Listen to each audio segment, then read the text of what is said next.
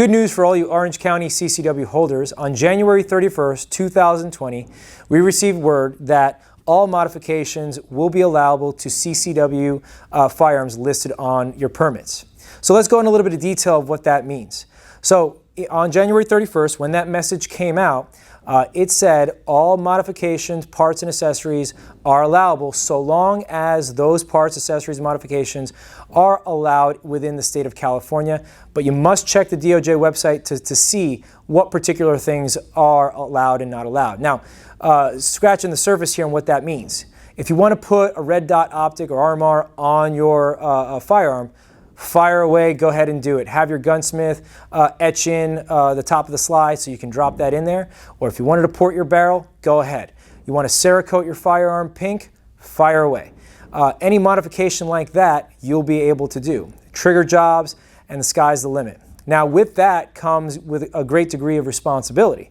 So for instance, if you wanted to etch on the side of your slide, say when, or something like that, some kind of missive comment, then you're going to have to explain that in the court of law should you ever discharge your firearm in self-defense.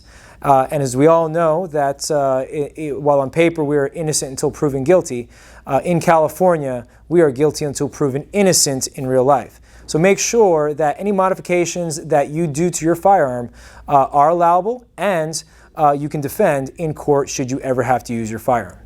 In addition, they made clear on the 10-round versus standard capacity magazine. So prior to January 31st, 2020, there was a few questions with Freedom Week and how that all played out in 2019, how we could have standard capacity magazines, anything above 10 rounds, and whether or not we could carry that on our CCWs. Well, when they came out with that memo on January 31st, it is clear now that we cannot use any magazines that are able to hold greater than 10 rounds. So we are still capped at 10-round magazines for CCW firearms.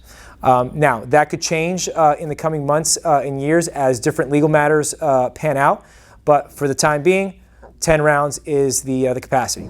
Now let's talk about another aspect of the modifications that came out, and that is with spouses and domestic partners. So spouses and domestic partners can share firearms on their respective CCW cards.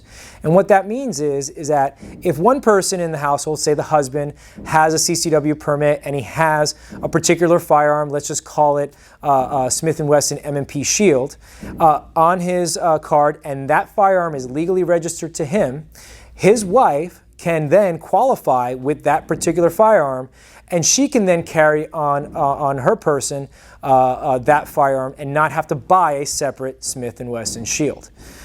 So they can share firearms between spouses and domestic partners.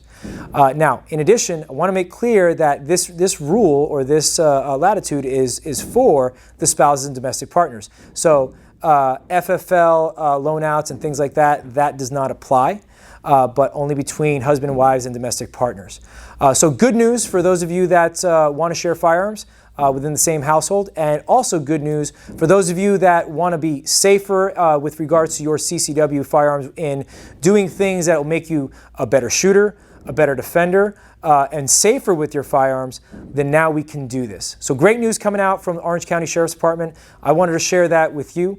Now for any legal matters pertaining to this, make sure you consult with the DOJ website and anything that is legal within the state of California. So make sure that any modifications that you do are within those guidelines. Hope you enjoyed the video, and if you did, like and subscribe with the buttons below and hit that bell to be alerted for future videos.